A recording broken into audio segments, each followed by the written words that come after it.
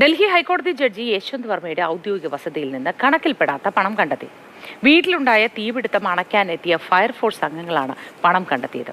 Yashwant വർമ്മയെ Allahabad ഹൈക്കോടതിയിലേക്ക് തിരിച്ചയക്കാൻ collegium തീരുമാനിച്ചതായാണ് സൂചന. B Balagopal വിവരങ്ങളുമായി ഒപ്പമുണ്ട്. Balagopal, good morning.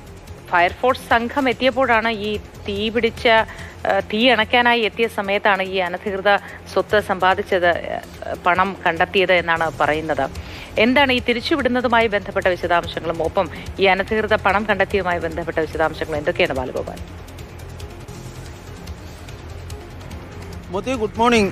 ഈ ഡൽഹി ഹൈക്കോടതിയിലെ ജസ്റ്റിസ് യശ്വന്ത് വർമ്മയുടെ വീട്ടിൽ തീപിടുത്തമുണ്ടായപ്പോഴാണ് ഇന്ത്യൻ ജുഡീഷ്യറിയെ തന്നെ അക്ഷരാർത്ഥത്തിൽ ഞെട്ടിക്കുന്ന നാടകീയമായ ഈ സംഭവങ്ങൾക്ക് തുടക്കം ആരംഭിക്കുന്നത്. ജസ്റ്റിസ് യശ്വന്ത് വർമ്മയുടെ ഡൽഹിയിലെ ഔദ്യോഗിക വസതിയിൽ തീപിടിക്കുന്ന സമയത്ത് അദ്ദേഹം ഇല്ലായിരുന്നു. അതേ തുടർന്ന് അദ്ദേഹത്തിൻ്റെ കുടുംബാംഗങ്ങൾ ഈ ഫയർഫോഴ്സിനെ വിളിക്കുകയാണ് ഉണ്ടായത്. ഫയർഫോഴ്സും പോലീസും എത്തി തീ അണയ്ക്കുകയും ഈ അണച്ചതിന് ശേഷമുള്ള ഒരു നടപടിക്രമമുണ്ട്. അതായത് എന്തൊക്കെ നാശനഷ്ടങ്ങൾ ഉണ്ടായി എന്നതിനെ സംബന്ധിച്ചുള്ള ഒരു കണക്കെടുപ്പുണ്ട്. ആ കണക്കെടുപ്പ് നടത്തുന്നതിൻ്റെ ഭാഗമായുള്ള പരിശോധനയിലാണ് ഒരു മുറിയിൽ ഇങ്ങനെ ഈ കണക്കിൽപ്പെടാത്ത കെട്ടുകണക്കിന് ഈ പണം കെട്ടിയിട്ടിരിക്കുന്നത് അല്ലെങ്കിൽ സൂക്ഷിച്ചിരിക്കുന്നതായി കണ്ടെത്തിയത്.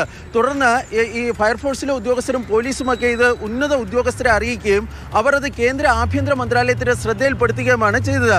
കേന്ദ്ര ആഭ്യന്തര മന്ത്രാലയം ചീഫ് ജസ്റ്റിസ് സഞ്ജീവ് ഖന്നയുടെ ശ്രദ്ധയിൽ ഇക്കാര്യം പെടുത്തുകയും ചീഫ് ജസ്റ്റിസ് സഞ്ജീവ് ഖന്ന ഈ വിഷയത്തിൻ്റെ ഗൗരവസ്ഥിതി കണക്കിലെടുത്തുകൊണ്ട് സുപ്രീം കോടതിയുടെ കൊളീജിയം അടിയന്തരമായി വിളിച്ചു ചേർക്കുകയും ചെയ്തിരുന്നു. ആ കൊളീജിയത്തിലാണ് ജസ്റ്റിസ് യശ്വന്ത് വർമ്മയെ അലഹബാദ് ഹൈക്കോടതിയിലേക്ക് തിരിച്ചയക്കുവാൻ വേണ്ടി തീരുമാനിച്ചത്. കാരണം 2014 അദ്ദേഹം അലഹബാദ് ഹൈക്കോടതി ജഡ്ജിയായിട്ടാണ് ചുമതല ഏറ്റെടുത്തത്. 2021 അദ്ദേഹം ഡൽഹി ഹൈക്കോടതിയിലേക്ക് വന്നത്.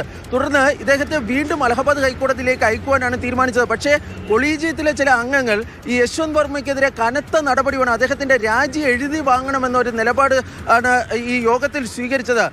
ഈ തുടർ നടപടികൾ സ്വീകരിക്കുന്നതിൻ്റെ ഭാഗമായി ഈ യശ്വന്ത് വർമ്മയോട് ഒരു വിശദീകരണം തേടണമെന്നും അതിലൊരു ആഭ്യന്തര അന്വേഷണം നടത്തണമെന്നും ഒക്കെയുള്ള ആവശ്യം കൊളീജിയത്തിൽ ഉയരുകയും ചെയ്തിട്ടുണ്ട്. പക്ഷേ ഇത് വലിയൊരു ജുഡീഷ്യറിയെ സംബന്ധിച്ചിടത്തോളം ഒരു വലിയ നാണക്കേടാണ് ഇപ്പോൾ ഉണ്ടായിരിക്കുന്നത്. കാരണം വലിയ നാണക്കേടാണ് ഉണ്ടാക്കിയിരിക്കുന്നത്. നമ്മൾ